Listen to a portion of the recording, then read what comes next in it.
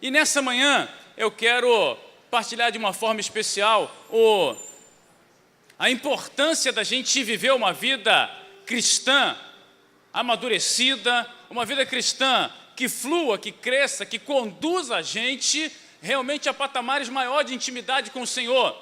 Porque, pessoal, conversão não é corrida de 100 metros. Vida com Deus não se resolve em 12 segundos. Vida com Deus é maratona, sabe? Há pessoas que começaram muito bem na fé, mas que caíram. E há pessoas que começam devagarzinho, começam tranquilas, e quando você vai ver, chegaram aonde o Senhor gostaria de levá-las. Eu percebo isso, quanta gente com potencial, pessoal, que desiste, que desanima, que fica pelo caminho. E isso não só na vida com a igreja, você vê isso também na vida secular das pessoas. Não sei se vocês já viram a foto daquele cara cabeludo que fazia o CSI, já viu aquele cara meio black lá? Como é que é o nome do cara? Hã? Esse cara mesmo, que eu não vou falar o nome dele, mas o cara parece uma caveira. Por quê? Porque o cara fez todo o sucesso do mundo e, de repente, ele achou que o legal mesmo era usar droga. E aí entra um problema que tem outros personagens que a gente pode citar, o Macaulay Culkin lá, aquele do Esqueceram de Mim, esqueceram dele mesmo, ninguém sabe quem ele é mais, pareceu que parecia uma caveira. Você vê, hoje o Flamengo tem 3 centroavantes, mas não tem um. Se o Adriano Imperador ainda jogasse, porque podia estar jogando, o Flamengo tinha um centroavante. E é assim a vida. Quantas pessoas com tanto potencial jogaram tudo fora? E quando eu falo para você, gente, vida com Deus, eu quero chamar a tua atenção para isso. Não joga a tua vida com Deus fora, não. Às vezes, você está aqui e você está levando a sério, e aí aparece uma oportunidade. É uma mulher, um rapaz, é um jeitinho. E não existe jeitinho, não tem atalho. Existe a palavra muito clara quando Jesus fala no capítulo 14 de João, no verso 6, eu sou o caminho e a verdade e a vida. Ninguém vem ao Pai a não ser por mim. Então para de procurar atalho, para de dar jeitinho, ou assume que não quer. Porque, meu irmão, se eu não estou a fim de levar minha vida com Deus a sério, eu não estaria nesse templo hoje de jeito nenhum. No mínimo eu estava na praia, estava em qualquer outro lugar, mas aqui eu não estaria. Sabe o que me deixa perplexo? É que o cara não quer nada com Deus, vem domingo de manhã para a igreja. Como é que funciona isso na cabeça de alguém? Como é que funciona? Não, eu estou aqui porque eu conheço o pessoal. A única pessoa que a gente tem que conhecer aqui é Deus. E uma vez conhecendo Deus na pessoa de Jesus Cristo, a gente vai ter comunhão com os irmãos. Tudo isso é importante. E quando nós temos comunhão com os irmãos, o chamado de Deus faz sentido. E eu quero dizer para você, Deus chamou você, Deus tem um chamado para a sua vida. Agora, se você jogar fora, não reclama depois. Como é que a gente estraga a vida? Como é que a gente estraga o chamado de Deus para a gente? Aí eu quero partilhar a palavra contigo aí. Abra sua Bíblia em 1 Samuel. Primeiro livro de Samuel, capítulo 15. E não é difícil estragar o chamado de Deus para a sua vida não, hein? É bem tranquilo. É um negócio fácil, rápido, prático. E tem muita gente fazendo isso hoje. Preste atenção aí. Diz assim: então disse Samuel a Saul: enviou-me o Senhor a ungir-te rei sobre o seu povo, sobre Israel.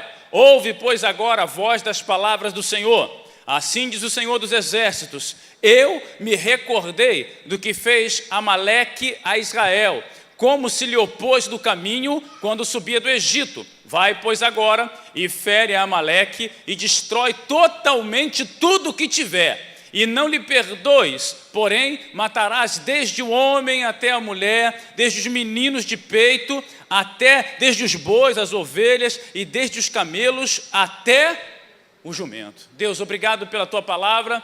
Eis aqui a nossa vida, fala conosco, Deus. Tira-nos, Deus, desse caminho de queda ministerial. Nos dá dia após dia o entendimento do teu chamado, em nome de Jesus.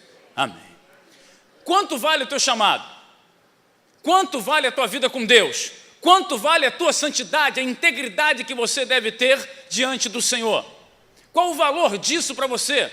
Em muitas oportunidades eu me assusto, porque para muitos isso não vale nada. Para muitos isso vale uma saidinha, vale em algum momento a gente fazer alguma coisinha que vai dar algum prazer. Quanto vale? Eu olho para essa palavra e eu vejo Deus ungindo Saul. Há uma grande discussão teológica se quem escolheu Saul foi Deus ou o povo. Se Deus não tivesse afim, não tinha povo que escolhesse aquele homem. E Deus falou para ele aqui, ó, eu te escolhi, eu te ungi, tu errei, e agora vai viver a tua vida lá. Mas sabe qual é o problema? A gente foi escolhido, a gente foi chamado, foi ungido, tem sobre nós promessa, tem vida abundante sobre nós. No entanto, a gente o tempo todo escolhe aquilo que vai minando a nossa fé. Esse sujeito, ele recebe uma missão de Deus, como eu e você recebemos. E ele começa a achar que sabe mais do que Deus. Começa tudo aí. Quando Deus fala conosco, não há questionamento, há obediência ou desobediência. É simples assim, não quero. Então, aí você assume que não quer e acabou. Ou vou fazer. O que Deus pede a ele é um negócio difícil. Você vai chegar lá e vai passar todo mundo, não vai sobrar ninguém. E aí entra o problema que a gente tem de começar a querer ser melhor do que Deus. Você não precisa ser melhor do que Deus. Ah, coitadinho de fulano. Meu irmão, não tem um coitadinho nesse mundo. Um. Qualquer pessoa que queira se fazer de coitadinho para você está te manipulando. O que você precisa na manhã de hoje é olhar para a sua vida e dizer assim: Senhor, a partir de hoje eu vou mudar o rumo da minha vida espiritual, o rumo que o Senhor deu no meu ministério, que o Senhor deu para o meu ministério. A primeira coisa que a gente tem que fazer, vamos lá no verso 19, olha o verso 19, desse mesmo capítulo. Samuel então vai lá e encontra Saul e diz assim: por que, pois, não destes ouvidos à voz do Senhor? Antes te lançaste ao despojo e fizeste o que parecia mal aos olhos do Senhor. Então disse Saul a Samuel: antes dei ouvidos à voz do Senhor e caminhei no caminho pelo qual o Senhor me enviou e trouxe a Agag, rei de Amaleque, e os amalequitas destruí totalmente, mas o povo tomou do despojo ovelhas e vacas, o melhor do interdito, para oferecer ao Senhor teu Deus em Gilgal.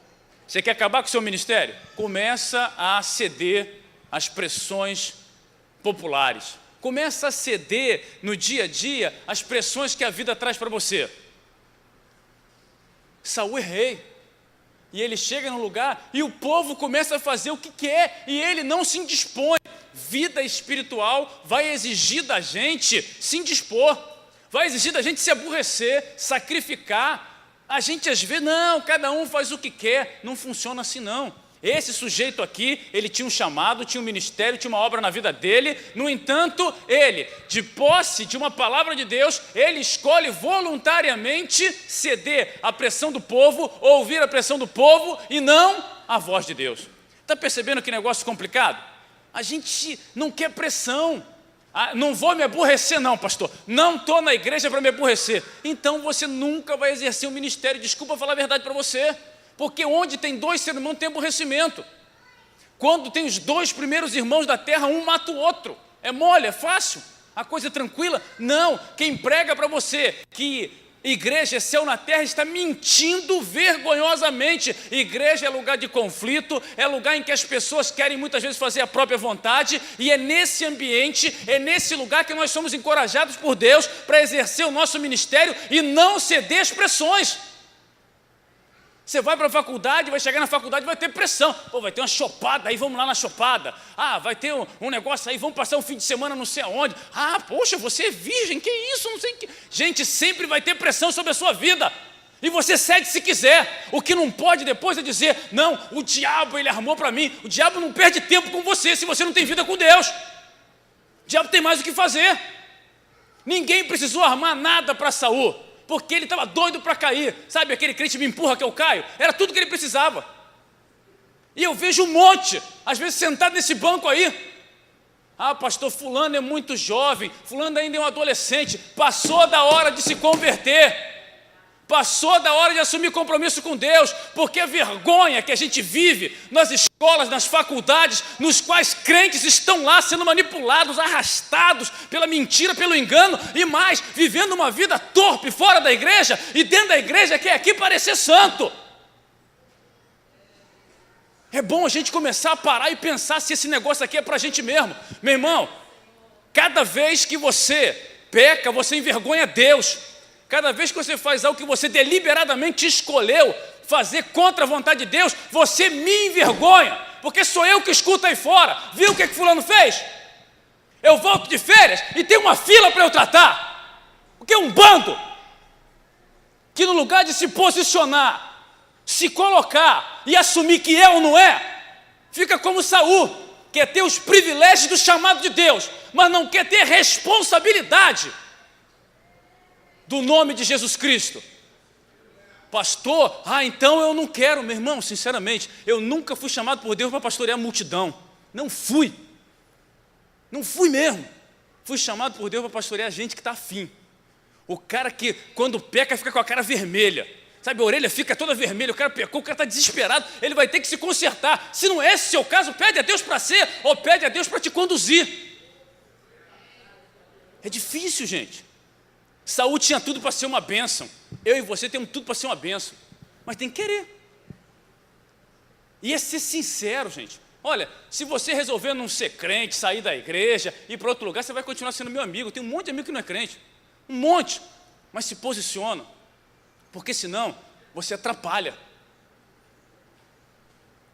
É duro, mas a gente atrapalha. E o pior de tudo é que em muitas oportunidades a gente está com a vida toda torta e quer pisar aqui. Meu irmão, eu tenho orado a Deus, para Deus fulminar. E começa comigo logo, não precisa esperar outro não. O dia que eu tiver, de qualquer maneira, quem sabe, Deus me matar. Infelizmente Deus não matou ninguém ainda, não chegou a hora ainda, mas a gente precisa pedir ao Senhor para ter misericórdia da gente. Porque não dá não, meu irmão. Não dá. Hoje, a falência da igreja, e quando eu digo igreja em geral, é porque os crentes, eles querem o céu e a vida no mundo. Não dá para ter os dois. O caminho é estreito, é apertado. Saul escolheu os bois, as vacas, o dinheiro, o poder, a beleza, e perdeu o ministério dele. Tudo que eu não quero, meu irmão, é que você perca seu ministério. Que você deixe de ser um cristão autêntico, genuíno, verdadeiro. O problema não é se a gente trouxe com a gente hoje nessa manhã um pecado, o problema é se ele está escondido. Se ele está de alguma forma aí colocado no lugar, sabe, da acomodação. Meu pecado querido, vem cá, coitadinho, que bonitinho. Isso aqui, todo mundo pecou, pastor, todos pecaram. Aquele que não tem pecado, atire a primeira pedra. É verdade, mas ao final você não quer não, vai, não peques mais, você não quer. Não é tempo da gente parar e pensar, será que eu vou continuar cedendo às pressões da vida? Segundo, verso 22, porém Samuel disse, tem porventura o Senhor tanto prazer em holocaustos e sacrifícios, como em que se obedeça a palavra do Senhor? Eis que obedecer é melhor do que sacrificar, e atender melhor do que a gordura de carneiro. Gente, se tem uma coisa que acaba com o ministério, chama-se desobediência. Você está numa igreja conduzida pelo Espírito Santo de Deus, que tem um pastor. Você concorda comigo? Maravilha. Não concorda? Senta e conversa. Sentou, conversou, não resolveu, porque não é para você aqui, meu irmão. É difícil entender isso? É complicado demais? Não é, não. Houve uma ordem, uma palavra direta do Senhor para Saul. E o que Saul fez? Desobedeceu. E o que ele está ouvindo agora do profeta é que não há justificativa para a desobediência. Não há. Foi a pressão do povo. Mas os bois eram bonitinhos, eram bois, coitadinho. O cara não teve pena de uma criança, mas do boi ele teve. A gente justifica os nossos erros de uma forma assim, ridícula. Nós vamos abraçando o engano e querendo, não, Deus é gracioso. Claro que é, senão não sobrava ninguém. No entanto, quando a gente olha para a vida de Saul, nós vemos nele um homem que escolheu deliberadamente desobedecer. Ele desobedeceu, e o que o texto fala aqui é que Deus não está muito preocupado com o holocausto, com o sacrifício, o pessoal que sobe a escadaria da penha de joelho. Isso não move o coração de Deus. O que move o coração de Deus ao nosso favor chama-se obediência. A diferença entre Saul e Davi é que Davi escolheu obedecer, acertando e errando, ele escolheu obedecer. E Saul escolheu ser mais do que Deus. A gente não admite, mas as escolhas que nós fazemos, muitas vezes, mostram que nós achamos que sabemos mais que o Senhor.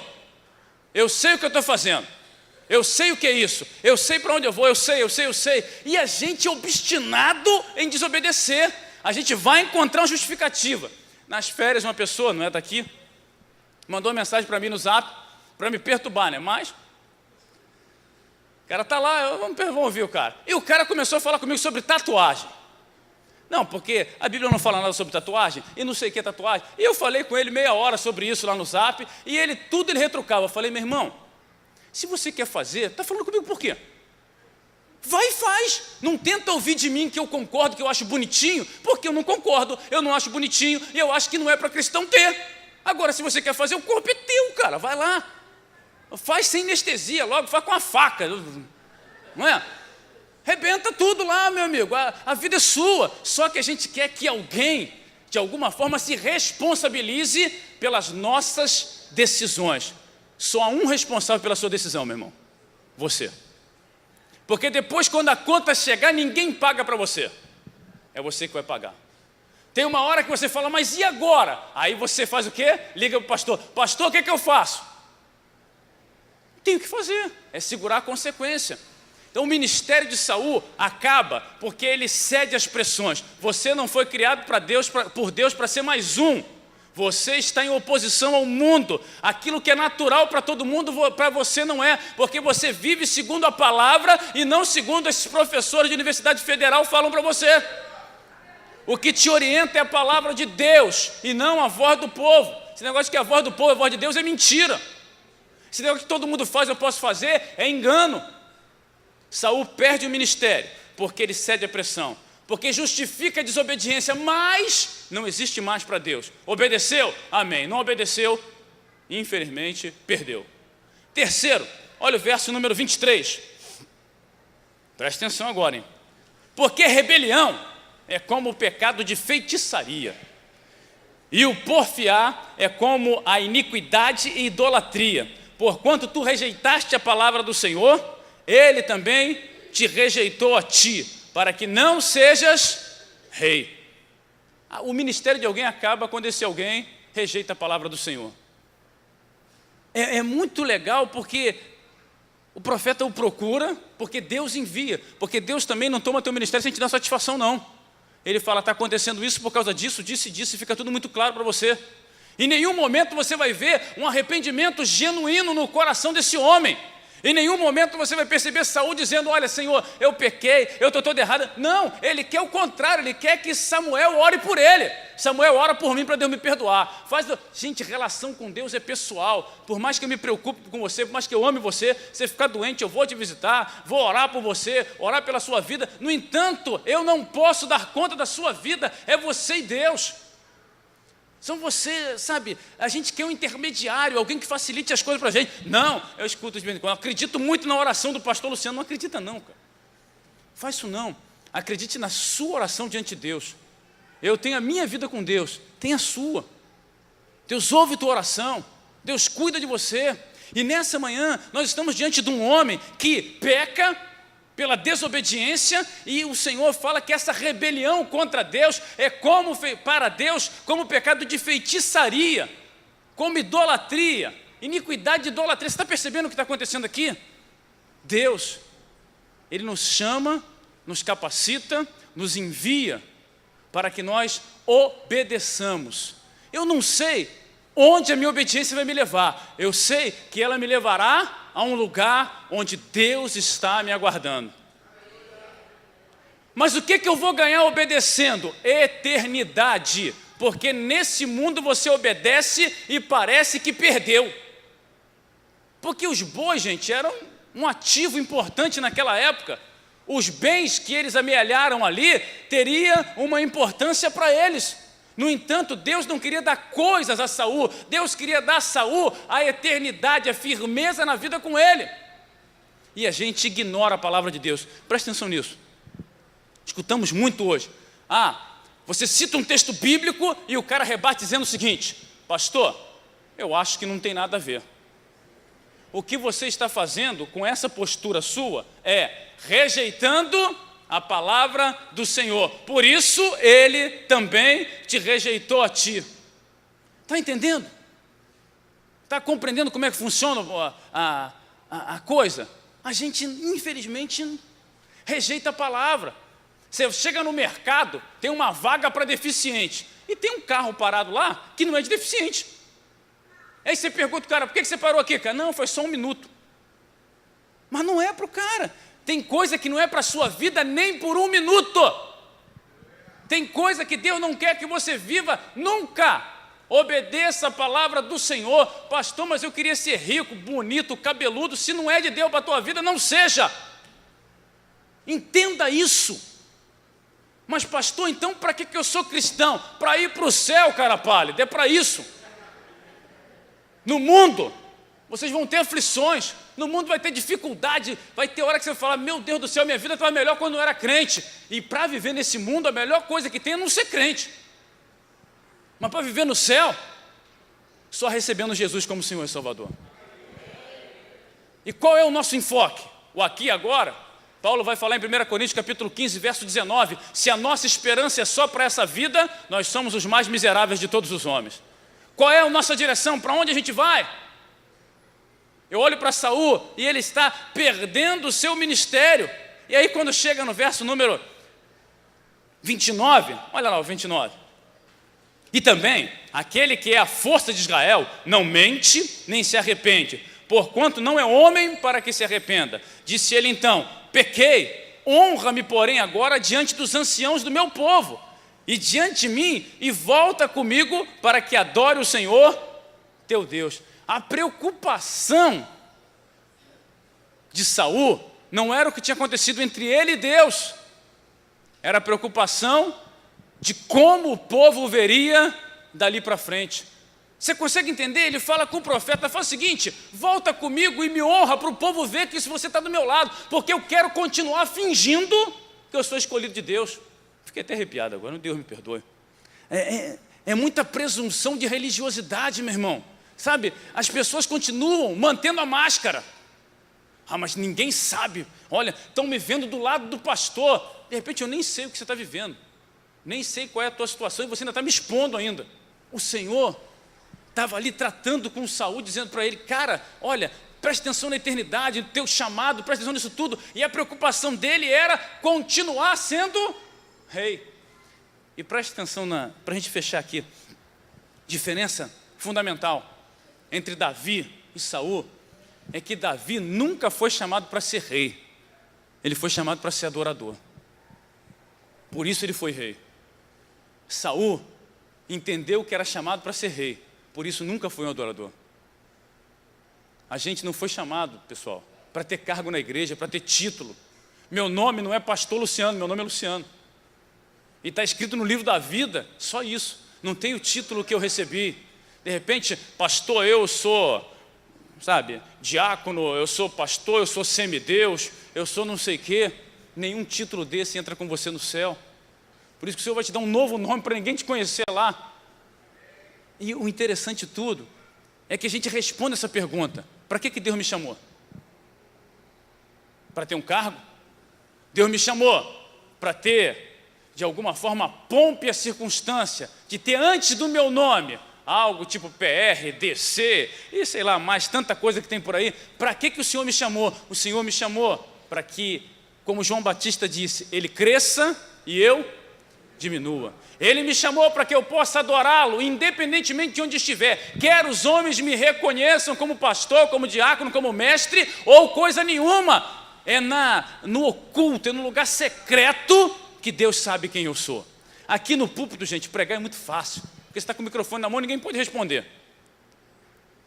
No dia a dia, você sustentar uma religiosidade te dá privilégio. Jesus chama os fariseus e saduceus de sepulcro caiado, porque por fora era tudo branquinho, por dentro era podridão. E nessa manhã, sabe, antes da gente, porque o ano começa mesmo para valer a partir de fevereiro, quando a gente engrena. Antes de você fazer qualquer coisa para Deus, quero que você olhe para dentro de você e veja se os ossos não estão sequíssimos aí dentro, como Ezequiel 37 fala. E se você tiver que mudar, muda agora. Se tem que recomeçar, recomeça agora. Se tem que pedir perdão a Deus, pede perdão nessa manhã. Não deixa que o teu ministério seja destruído por desobediência, por pressão alheia. Não permita que a sua vida seja arrastada. Pastor, eu venho à igreja todo domingo, nunca me batizei porque eu tenho medo. Não permita que o medo te paralise. Pelo contrário, se prepara, se batiza, assume que você é cristão, mas abre mão do mundo. Abre mão daquilo que tem custado a tua vida com Deus.